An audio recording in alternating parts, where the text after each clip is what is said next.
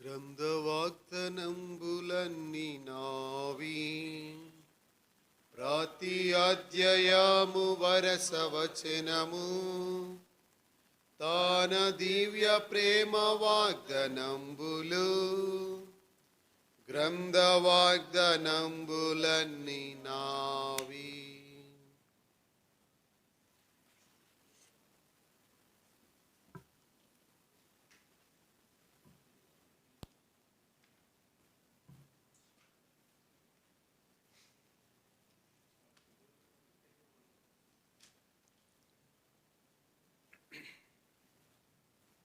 కీర్తన గ్రంథము 30. దావీదు కీర్తన 30. దావీదు కీర్తన మన యొక్క ఆల్నైట్ ప్రేయర్ మూలాంశం. 7వ వచనం మధ్య భాగం. అందరిలో కలిసి చదువుకుంటాం. ఆల్నైట్ ప్రేయర్కై ఇవ్వబడిన మూలవాక్యము, ఒప్పుకోలు నిమిత్తమై ఇవ్వబడినటువంటి వాక్యము 7వ వచనం మధ్య భాగంలో నుంచి. నీ ముఖమును నీవు దాచుకునినప్పుడు నేను కలత చెంది తిని. 5వ వచనాన్ని కూడా చదువుకున్నాం. ఆయన కోపము నిమిషమాత్రమును, ఆయన దయ ఆయుష్కాలమంతయు నిలిచును. సాయంకాలమున ఏడ్పు వచ్చి రాత్రి ఉండినను, ఉదయమున సంతోషము కలుగును. దేవుడు మన కొరకై ఈ లేఖన భాగమును దీవించునుగాక. ప్రార్థన చేసుకుందాం.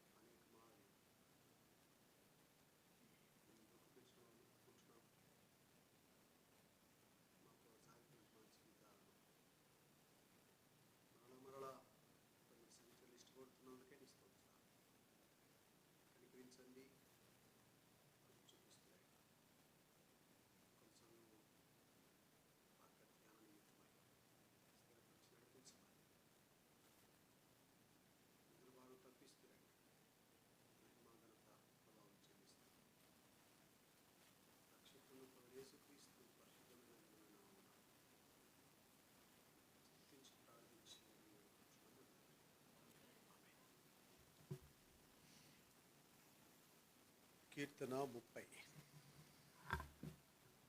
ఈ కీర్తనకారుడు దావీదు రాస్తా ఉన్నాడు. ఈ కీర్తన ఎందుకు రాయబడింది? ప్రతి కీర్తనకు ఒక అర్థం ఉంటుంది. దావీదు రాస్తూ వచ్చిన కీర్తనలు అన్నీ కూడా ఒక అర్థవంతముగా వాటి రాస్తూ వచ్చాడు. ఆయన సంయోచితమైనటువంటి విషయాలు జ్ఞాపం చేస్తూ వచ్చాడు. కీర్తనలో మనకు చాలా ఎక్కువ పాఠాలు నేర్పిస్తాయి. ఆత్మీయంగా మన జీవిత విధానాన్ని సరిచేసుకొని క్రీస్తుతో కూడా కలవటానికి కొరకై కీర్తనలు రాస్తూ వచ్చిన దావీదు తన అనుభవపూర్వకంగా వాటి రాస్తూ వచ్చాడు. అంతేకాదు, వాటిని తన జీవితంలో అన్వయించుకుంటూ రాస్తూ వచ్చాడు. చదువుతున్న మనము, ధ్యానిస్తున్నటువంటి మనము అవి మన జీవితంలో మనకు ఎలాగూ ఉపయోగపడుతున్నాయో, ఎలాగ ఉపయోగకరంగా ఉన్నాయో అనే దాని గురించి కూడా మనం చాలా సరి చేసుకోవాల్సినటువంటి వారంగా ఉంటూ ఉండాలి. ఈ కీర్తన వ్రాయబడినటువంటి సందర్భం చూస్తే పైన రాయబడుతూ వచ్చింది, గృహ ప్రతిష్టత గానము.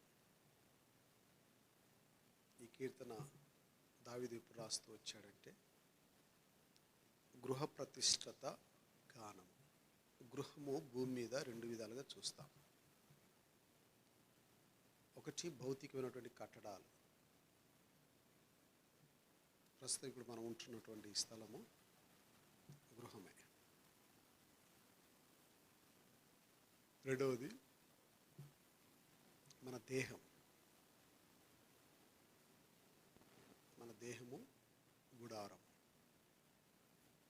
అపోస్తలుడైన పౌలు రాస్తూ అంటాడు, 2 కొరింథీ 5వ అధ్యాయం 1వ వచనం, భూమి మీద ఈ గుడారము శిథిలమై పోయినను అంటాడు. కానీ భౌతికమైనటువంటి ఈ గుడారము, ఈ దేహము ఒక దినం ఏమైపోతుంది? శిథిలమైపోతుంది. అయితే శిథిలము కాకమునుపే మన యొక్క దేహమైనటువంటి ఈ గుడారాన్ని దేవుని కొరకై దీన్ని ఏం చేయాలా? ప్రతిష్ఠించుకున్నప్పుడు అప్పుడు అది దేవుని ఆలయం అవుతుంది. అందుకే 1 కొరింథీ 6వ అధ్యాయంలో అంటాడు, విలువబెట్టి కొనబడిన వారు అంటాడు, మీరు మీ సొత్తు కారు అంటాడు.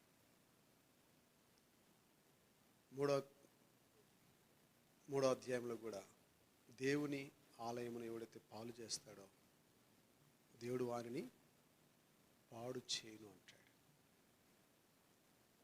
కనుక గృహము అనేది రెండు విధాలుగా చూస్తూ వచ్చాం. మొదటిది భౌతికమైనటువంటి కట్టడము, రెండవది దేహమైనటువంటి ఈ గుడారము లేక ఈ గృహం. ఈ భూలోకంలో కొంతకాలం నివసిస్తాం,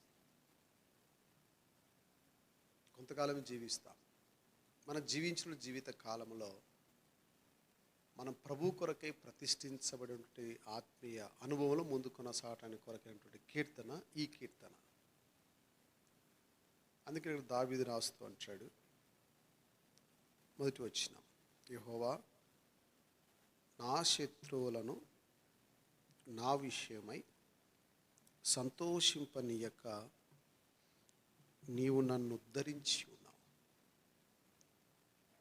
శరీరానికి శత్రువు, శరీరమే మనకొక శత్రువు.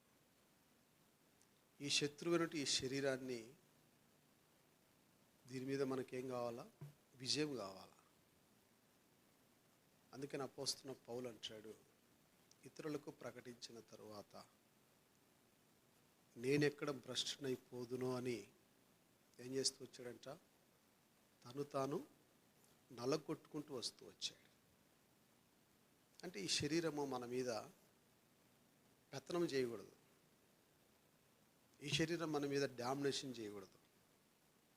అందుకని గలతీ పత్రికలో అంటాడు, ఆత్మ శరీరముకును శరీరమునకు ఆత్మకును విరోధముగా పోరాడుతుందంట. పోరాటం. ఈ భూమి మీద మనం జీవించినంత కాలం మనం పోరాడుతూనే ఉండాలి, పోరాటంతో కొనసాగుతూ ఉండాలి. ఎంతవరకు అంటే మరణించే అంతవరకు, ఈ లోకాన్ని మనము విడిచి వెళ్ళేంత వరకు శరీరము ఆత్మ, ఆత్మ శరీరం రెండు ఏమో చేస్తుంటాయి, ఒకదాని మీద ఒకటి డామినేషన్ చేస్తుంటాయి. అయితే ఎప్పుడైతే మనం ఆత్మీయంగా జీవించడానికి ఇష్టపడుతూ వస్తామో మన శత్రువైనటువంటి శరీరం ఏం చేస్తాం, అణిచివేస్తాం. అందుకే దావీదు అంటాడు, యెహోవా నా శత్రువుల విషయమై సంతోషింపనీయక నీవు నన్ను ఏం చేశావు, ఉద్ధరించావు అంటూ 7వ వచనం కింది భాగంలో, నీ ముఖమును నీవు దాచుకునినప్పుడు నేను కలత చెంది తిని అంటాడు. పరిశుద్ధమైన బైబిల్ గ్రంథంలో ప్రభువు తన ముఖాన్ని దాచుకున్న సందర్భాలు అక్కడక్కడ మనం చూస్తాం. అందుకని 5వ వచనం చూపిస్తూ వచ్చాను. ఆయన కోపము నిమిషం మాత్రమే ఉంటుందంట. ఒకవేళ ప్రభువు కోపించిన ఆ కోపం ఎంతసేపు ఉంటుందంట, నిమిషం. కానీ మన కోపం, మన పగ, మన ద్వేషం, మన అసూయ, ఒకవేళ ఎవరినన్నా మనం పగబట్టినాము అంటే 1 సంవత్సరమా, 2 సంవత్సరాల, 3 సంవత్సరాల కాదు. ఈ భూమిని మనం విడిచిపెట్టేంత కూడా ఆ పగ రగులుతూనే ఉంటుంది. ఎందుకంటే అక్కడ ఏం కనపడుతుందంటే శరీరం కనపడతా ఉంది. అందుకంటే ప్రభు ఇక్కడ అంటాడు, ఆయన కోపము నిమిషం మాత్రమే ఉంటుందంట మన మీద. కింద ఏమంటాడు, ఆయన దయ ఆయుష్కాలం అంతయు నిలిచును. దేవుని యొక్క దయ ఎంతవరకు ఉంటుందంట, ఆయుష్కాలం. ఈ భూమి మీద మన ఆయుష్కాలం ఎంత, మోషే రాస్తాడు. మన ఆయుష్కాలము ఎన్ని సంవత్సరాలు? కీర్తన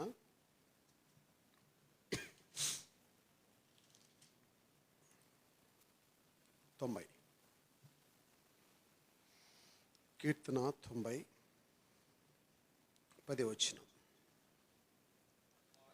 మా ఆయుష్కాలము 70 సంవత్సరములు, అధిక బలమున్న ఎడల 80 సంవత్సరములగును. అయినను వాటి వైభవము ఆయాసమే, దుఃఖమే. అవి త్వరగా గతించును, మేము ఎగిరిపోదుమంటాడు.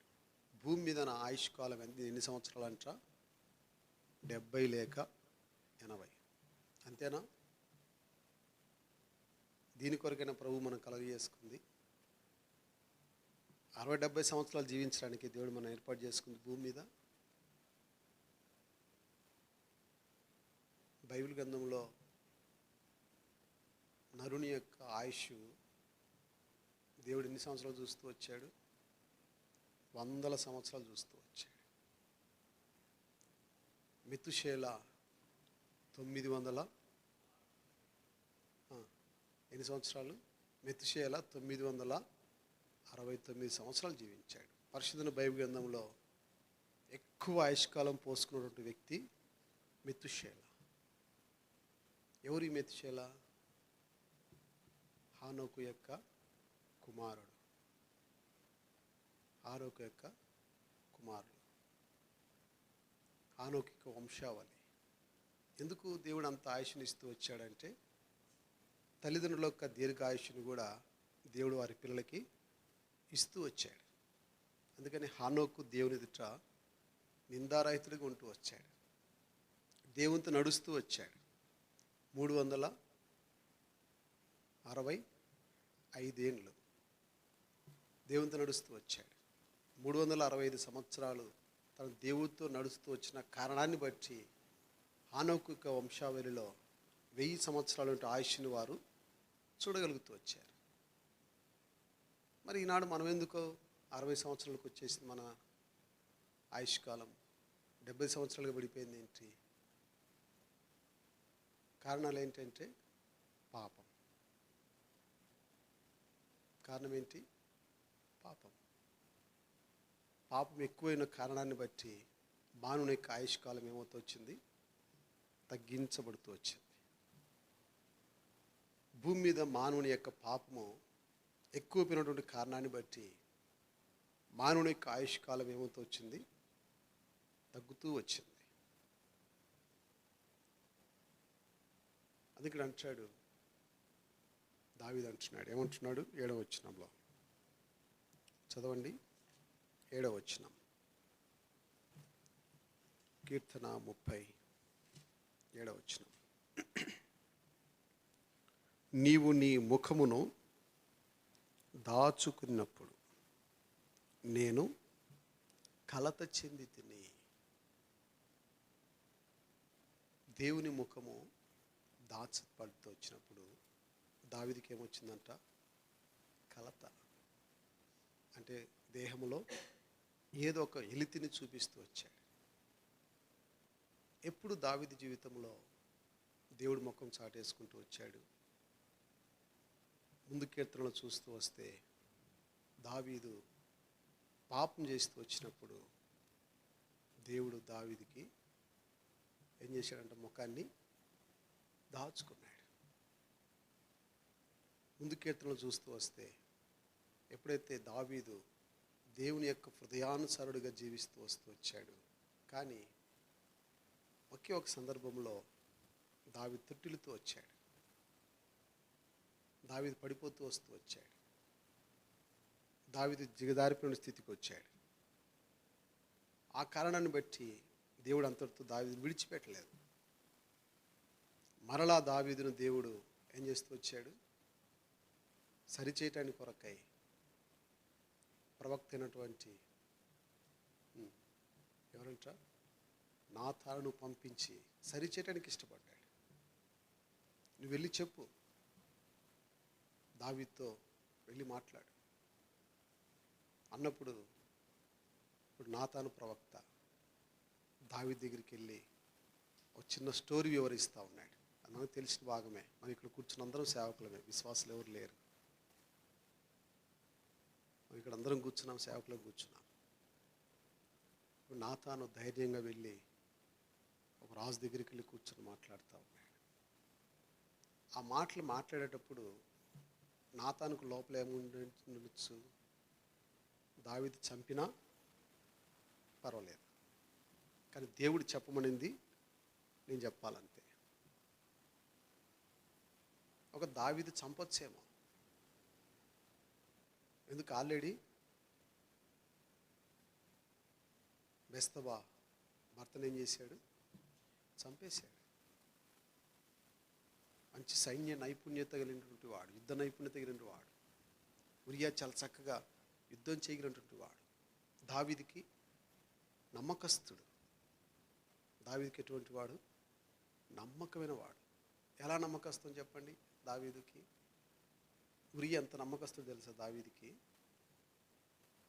తన మరణ లేఖని తానే తీసుకెళ్ళగలిగినంతటువంటి నమ్మకమైన వాడు. తన మరణ లేఖని తానే మోసుకెళ్తున్నాడు. మార్గమధ్యలో ఇప్పి చూడొచ్చు కదా, అసలు రాజు ఏం రాశాడు, ఏం రాసి ఉండొచ్చు, ఆయన ఆ లెటర్ నాకెందుకు ఇచ్చి పంపించినాడు అని సందేహం ఉంటుందే ఉండదా?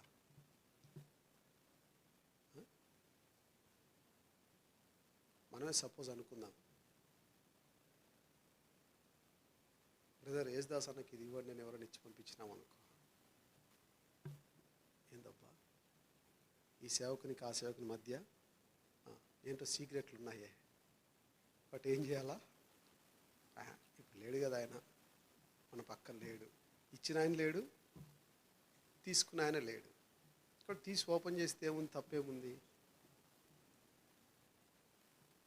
కదా.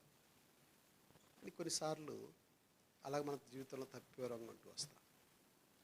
అయితే ఉరియా దావీదు రాసిచ్చినటువంటి ఆ లేఖను తీసుకుని వెళ్ళి, తన మరణ లేఖను తానే తీసుకుని వెళ్ళి ఏం చేస్తున్నాడు, ఎవరికైతే ఇమ్మన్నాడో నమ్మకంగా తీసుకెళ్ళి చేతులు పెట్టాడు. ఆ లెటర్ చదువుకున్నటువంటి వ్యక్తి తాను ఎంత బాధపడి ఉంటాడు. నా రాజు ఇటువంటి వాడా, ఆయన ఇతన్ని చంపాల్సినంత అవసరం ఏముంది, ఇతను ఎందుకు చంపాలా, ఎందుకు ఇద్దరిని యుద్ధం ముమ్మరంగా ఉన్న స్థలంలో ఎందుకు పెట్టబట్టున్నాడు అని తనకు కూడా కొన్ని అనుమానాలు కలిగి ఉండవచ్చేమో. అయినప్పటికీ రాజు యొక్క శాసనాన్ని ఏం చేయాలా, జరిగించాలి. జరిగించకపోతే ఇతడు చచ్చిపోతాడు. అది రాజువారి యొక్క శాసనాలు. ఏదో లోకంలో సామెత అంటారు కదా, రాజుగారితో ఆడుకున్న ఇబ్బంది, ఆడుకోపోయినా ఇబ్బంది. ఇప్పుడు యుద్ధం ముమ్మరంగా జరుగుతున్న సందర్భంలో ఉరియాను పెట్టించాడు. ఉరియా చనిపోయాడు, చంపబడ్డాడు, చంపించాడు. అది తన మీదికి రాకుండా చేతులు కడిగేసుకున్నాడు. ఎక్కడ చనిపోయినాడంట, యుద్ధంలో చనిపోయాడు. నిజంగా యుద్ధంలో చనిపోయినాడా, ఏమంటే నిజంగా యుద్ధంలో చనిపోయినాడా?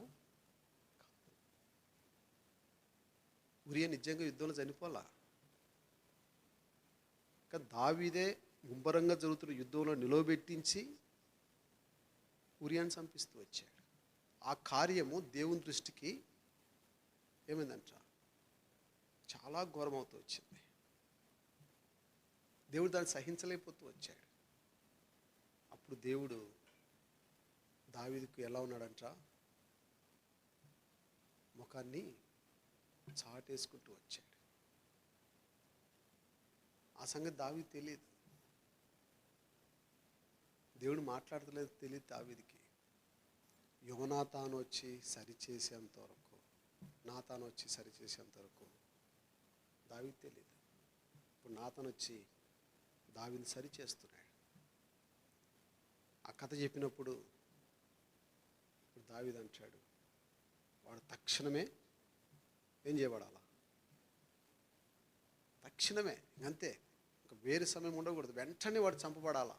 ఎవరు ఆ వ్యక్తి అనగానే నాతాను అంటున్నాడు, ఎవరంటా, నువ్వే,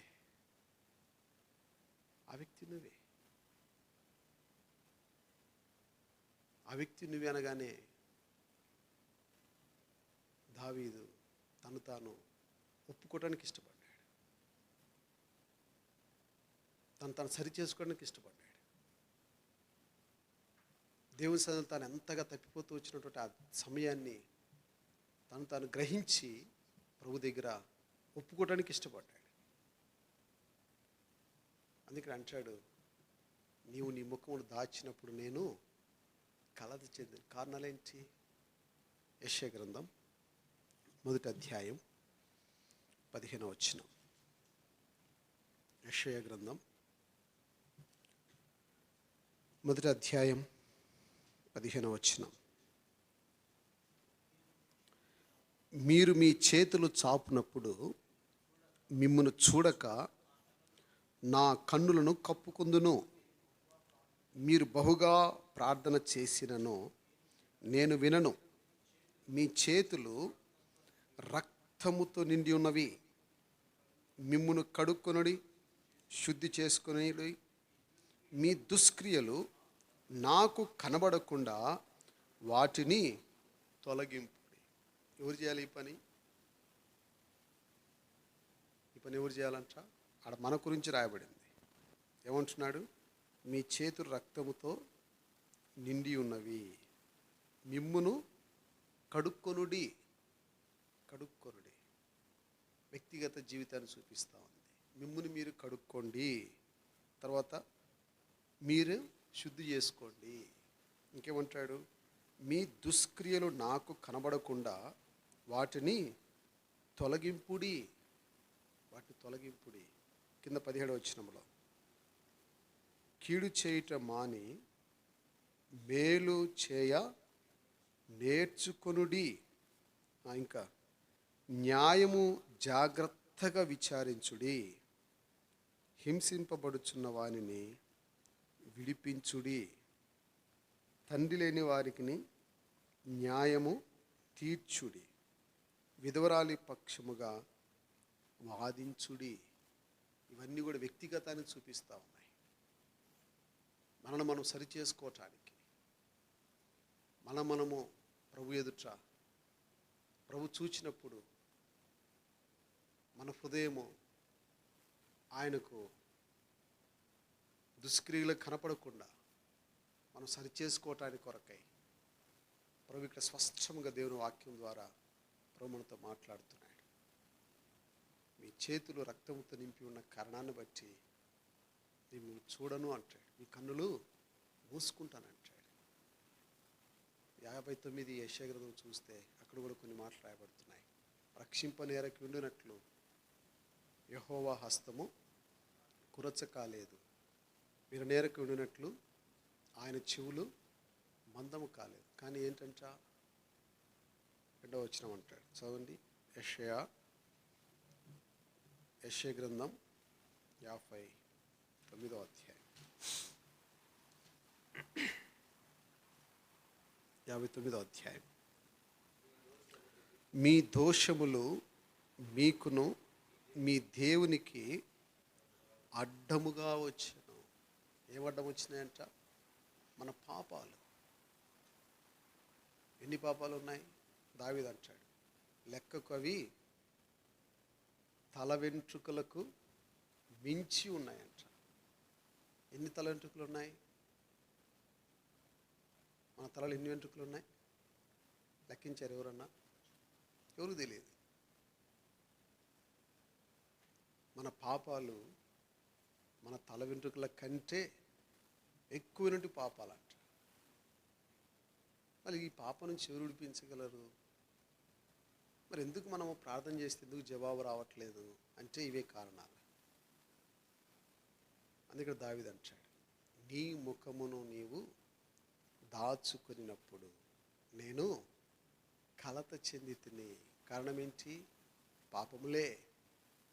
అవి ఏవైతే ఉన్నాయో మనం ప్రభు దగ్గర వాటిని ఏం చేయాలా? ఈ సంవత్సరాంతములో ఒప్పుకోవటానికి ప్రభు మనకు సమయం ఇచ్చాడు. వాస్తవానికి సంవత్సరం చివరిలో మనం ఒప్పుకుంటాం కదా. వాచ్నైట్ సర్వీస్లో నూతన సంవత్సరంలో ప్రవేశించడానికి ముందుగా 31st నైట్ ఫస్ట్ ఉండేది ఏంటిది? ఒప్పుకోలు, ఆ తర్వాత ఆరాధన, ఆ తర్వాత ప్రభు బల్ల, ఆ తర్వాత సార్వత్రిక సంఘ వాగ్దానం. 1, 2 చెప్పేసి ముగించేస్తాం.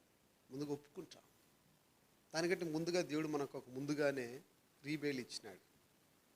ముందుగానే ఒప్పుకోవటానికి ప్రభు అవకాశం ఇచ్చాడు. 2021 సంవత్సరం 21వ తారీఖున ప్రభు పాద సన్నిధిలో మనం ఒప్పుకున్న బద్దులమై ఉన్నాం. ఇక్కడ ఏవైతే ప్రభు ఎదుట ఆటంకరంగా ఉన్నాయో, అడ్డుగా ఉన్నాయో అది మనకే తెలుసు. ఎవరి పాపం వారిని పట్టుకుంటుంది. ఆకాను పాపము ఆకాన్నే పట్టుకుంది. ఆదాము చేసిన పాపము ఆదాముని పట్టుకుంది. అననీయ సఫీరా చేసిన పాపము వారిని పట్టుకుంది. ఎవరి పాపం వారిదే. కనుక రాత్రికాల సమయంలో మనం ఒప్పుకోవటానికి ఇష్టపడుతూ వస్తాం. పరిచయను పాపాలు అడ్డముగా ఉన్న కారణాన్ని బట్టి మనం దేవుని యొక్క ప్రసన్నతని చూడలేకపోతూ వచ్చాం. దేవుడు ఎంత దయగలవాడో మనం గ్రహించలేకపోతూ వచ్చాం. కారణం ఏంటంటే పాపం. పాపం పాపం ఏంటి పాపం? అదేంటి బ్రదర్, ఇది ఎప్పుడు పాపం చేయలేదు కదా అని మనం అనుకోవచ్చు. అనేక సార్లు మనలో ఉన్న అతిశయమే పాపం, గర్వించడమే పాపం. సేవకులంగా అనేక సార్లు నాకేం పాపం ఉంటుందని అనుకోవచ్చు. అనేక సార్లు సేవకులమైన మనం ఎక్కువ పాపాలు చేస్తుంటాం. సేవకులమైన మనం అనేక సార్లు తప్పిపోతుంటాం. సేవకులు మనం అనేక సార్లు చెప్పడానికి ఇష్టపడతాం కానీ సరి చేసుకోవటానికి ఇష్టపడం. ఎక్కువ సార్లు అందుకే అపోస్తలుడైన పౌలు కొరింథీ రాసిన పత్రిక 10వ అధ్యాయం 12వ వచనంలో అంటాడు. కొరింథీయులకు రాసిన మొదటి పత్రిక 10వ అధ్యాయం 11వ వచనం 12వ వచనం 12. తాను నిలుచున్నానని తలంచుకునివాడు పడకుండునట్లు ఏం చేసుకోవాలంట? జాగ్రత్తగా చూసుకోవాలంట. నేను నిలబడి ఉన్నాను కదా, నేను కరెక్ట్గా ఉన్నాను కదా అనుకున్నవాడు ఏం కాకూడదు అంట? పడకుండునట్లు. అంటే అర్థం ఏంటి? పడకున్నట్లు ఏం చేయాలంట? జాగ్రత్తగా చూసుకోవాలంట. ఎంతవరకు? అంతము వరకు, చివరి వరకు. అందుకే 5వ వచనం రాయబడింది. కీర్తన 35వ వచనం. కీర్తన 35వ వచనం త్వరగా. కీర్తన 35వ వచనం. ఆయన కోపము నిమిషమాత్రముండును, ఆయన దయ ఆయుష్కాలముండును. సాయంకాలమున ఏడుపు వచ్చి రాత్రి నిన్నను ఉదయమున సంతోషము కలుగును. నేను ఎన్నడను కదల్చబడనని నా క్షేమకాలమున అనుకొంటిని. ఎప్పుడు అనుకున్నాడంట? నేను క్షేమంగా ఉన్నాను, ఇంకా నాకేమీ దిగులు లేదు, నేను ఇప్పుడు ఏమో చేయబడ్డాను, స్థిరపరచబడ్డాను, నేను ఇప్పుడు స్థిరంగా ఉన్నాను, అన్ని నా పునాదులన్నీ గట్టిగా ఉన్నాయి, ఇంకా నేను ఏమాత్రము కూడా కదల్చబడను, ఇంకా నన్ను కదిపేవాడు ఎవరు లేరు. ఎన్ని కదుపులు వచ్చినా కూడా నేను కదల్చబడను, ఎందుకంటే నేను స్థిరంగా ఉన్నాను అని అనుకున్నప్పుడే ఏమవుతామంట? కదల్చబడతాం. జాగ్రత్తగా చూసుకోవటానికి కొరకైన విధానంలో దేని వాక్యం ఇక్కడ సెలవిస్తూ ఉంది. అది ఇక్కడ పౌలు అంటాడు, తాను నిలుచున్నాను అనుకునేవాడు ఏం చేసుకోకూడదంట? పడిపోకుండానట్లు జాగ్రత్తగా. అక్కడ చాలా చక్కగా రావడం, జాగ్రత్తగా చూసుకోవాలి.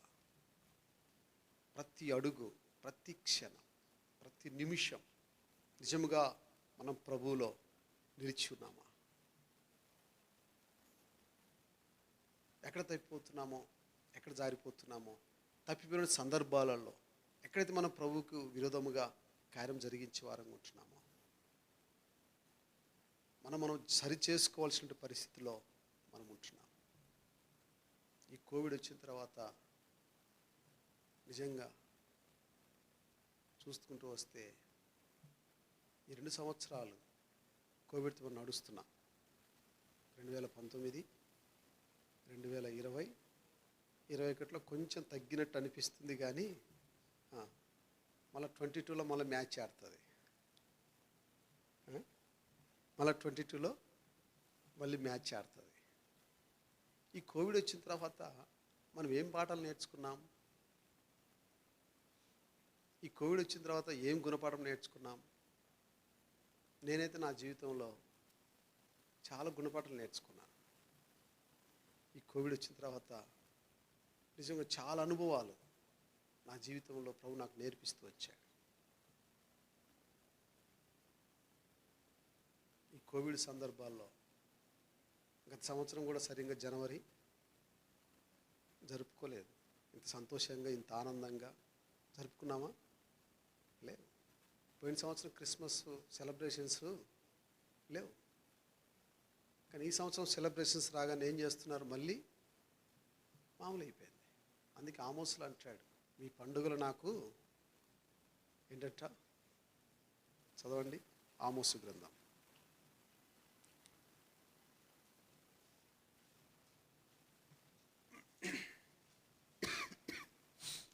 అధ్యాయం.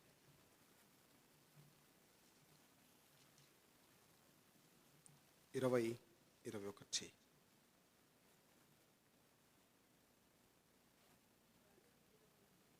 వచ్చినాక, యెహోవా దినము ఎలుగు ఏమాత్రము లేక అది కారు చీకటిగా ఉండదా? మీ పండుగ దినములను నేను అసహించుకొనుచున్నాను, వాటిని నీచముగా ఎంచుచున్నాను. మీ వ్రత దినములలో కలుగు వాసనను నేను ఆగ్రానింపనొల్లను. మీ పండుగ దినాలు, మీ వ్రత దినాలు, ఇంకేమంటాడు, మీరు చేస్తున్నటువంటి ఆ యొక్క నీచమైన కార్యాలను బట్టి నేనేం చేస్తున్నాను అంటాడు ఆయన, అసహించుకుంటున్నాడు.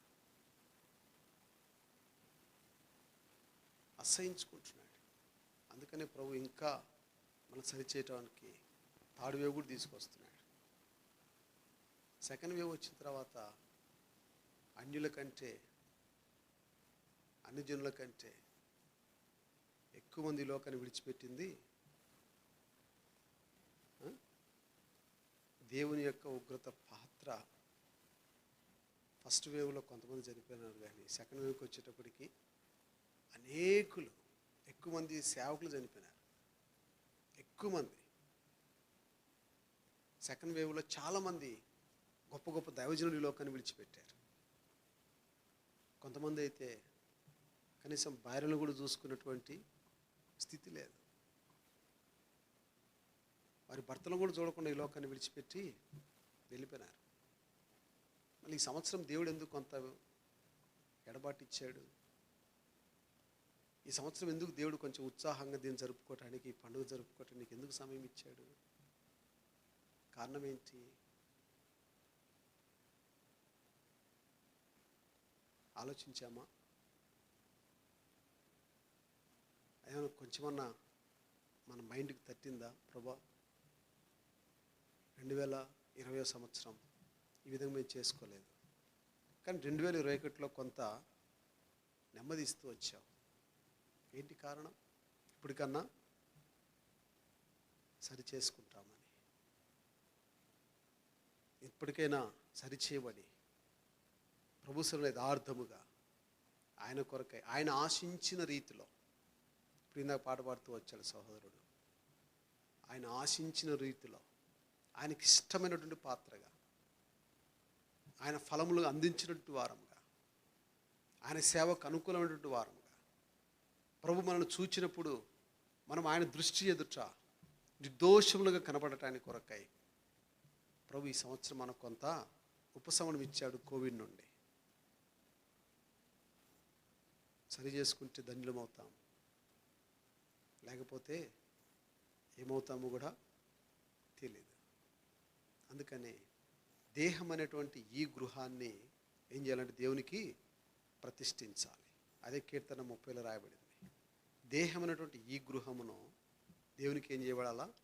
ప్రతిష్ఠించుకోవాలి. ఈ గృహాన్ని ప్రతిష్ఠించుకోకుండా, ఈ గృహాన్ని దేవునికి ఇవ్వకుండా, ఈ గృహమైనటువంటి ఈ శరీరం అంటే దాన్ని దేవునికి అప్పగించకుండా మనం ఈ లోకంలో ఎంతకాలం జీవించినా అది వ్యర్థమే.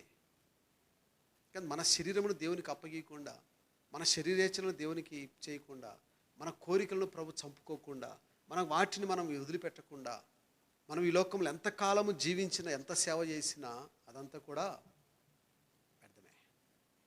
అందుకే దావీదు ఇక్కడ అంటాడు, నీవు నీ ముఖము దాచుకున్నప్పుడు నేను కలత చెందితిని. చిన్న కలత, గత 2 సంవత్సరాలు కదా, కోవిడ్ కలత. దావీదుకైతే ఎన్నో ఉన్నాయి, దావీదు జీవితంలో ఎన్నో కలతలు చెందుతూ వచ్చాడు.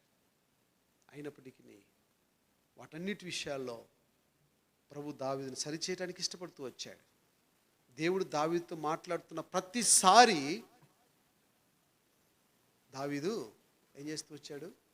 సరి చేసుకుంటూ వస్తూ వచ్చాడు.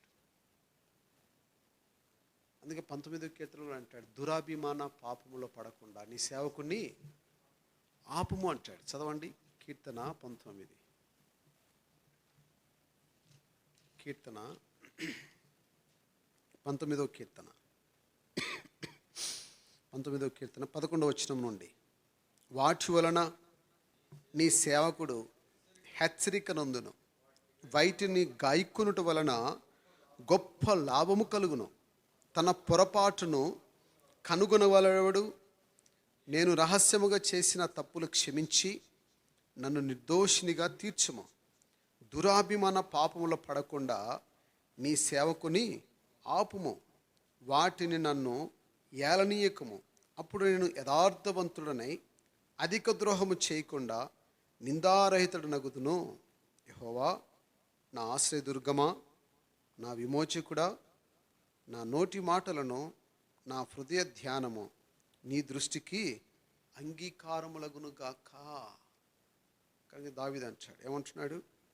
దురాభిమాన పాపములో పడకుండా నీ సేవకుని ఆపు ప్రభువా, నీ సేవకుని ఆపు. దురాభిమాన పాపం అందులో పడకుండా నీ సేవకుని ఆపు. ఇంకేమంటాడు అక్కడ? అది నన్ను ఏలనీయకుము, అది నన్ను ఏలనీయకుము. అందుకనే పౌలు తన శరీరాన్ని నలగొట్టుకోవటానికి ఇష్టపడుతూ వచ్చాడు. తన శరీరం విషయంలో ఎంతగానో ప్రలాపిస్తూ వచ్చాడు.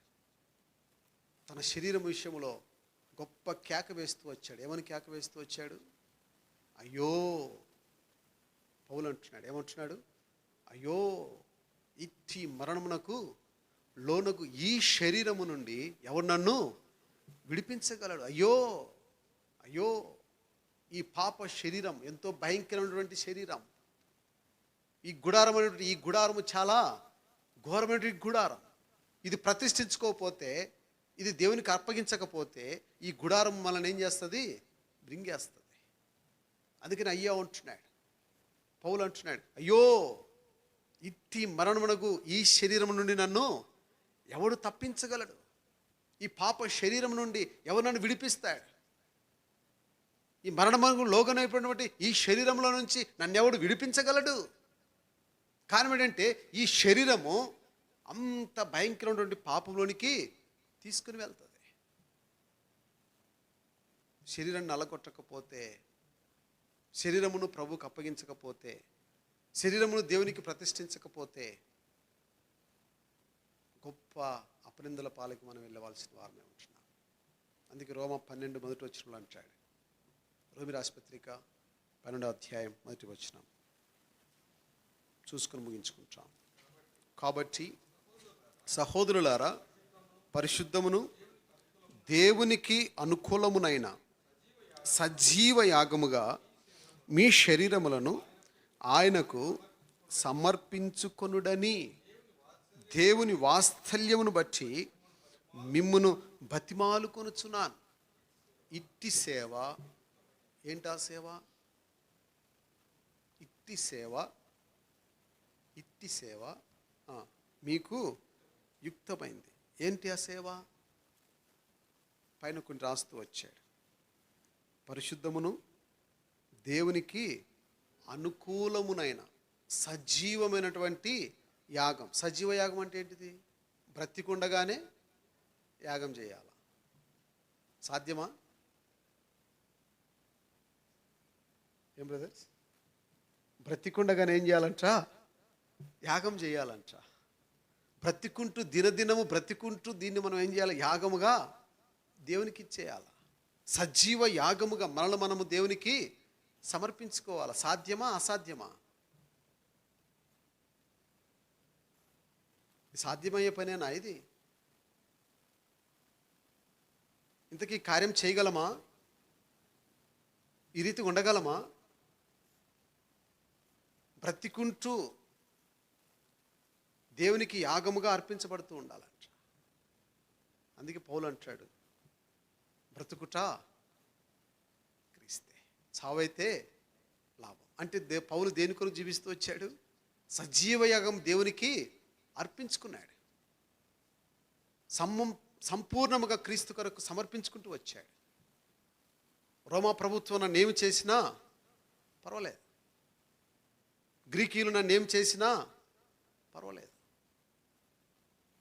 ఎవరు నన్ను ఏమి చేసినా పర్వాలేదు, కానీ నేను మాత్రం ప్రభువు కొరకై సంపూర్ణముగా సమర్పించబడ్డాను. అందుకనే పౌలు యాత్రా సేవా జీవితంలో మన ప్రభువైన యేసుక్రీస్తు వారు ఒక్కసారి కూడా దెబ్బలు తిన్నాడు, కానీ పౌలు మాత్రం ఎన్నిసార్లు? 3 సార్లు కాళ్ళ దెబ్బలు తిన్నాడు. అనేక సార్లు అనేక వేదన, బాధ, సువార్త సేవా పరిచర్లో ఎన్నో శ్రమలు. కారణం ఏంటి? క్రీస్తు కొరకైన సజీవ యాగముగా తాను దేవునికి అర్పించుకొని చూపిస్తూ వచ్చాడు. అందుకంటాడు కొరింథీ 11 మొదటి వచనములో, నేను క్రీస్తును పోలి నడుచుకొనుచున్న ప్రకారము మీరును. చెప్పగలం ఆ మాట? ఆ మాట చెప్పాలంటే నిజంగా ఒక్కసారి ఆ మాట మనము తలుచుకుందామా? రోమాలు నిక్కబడుచుకుంటాయి. అట్నే ధైర్యం ఉంది ఆ మాట చెప్పడానికి. బలవర్తమానంలో చెప్తాం. ఇప్పుడు బలవర్తమానంలో చక్కగా చెప్తాం.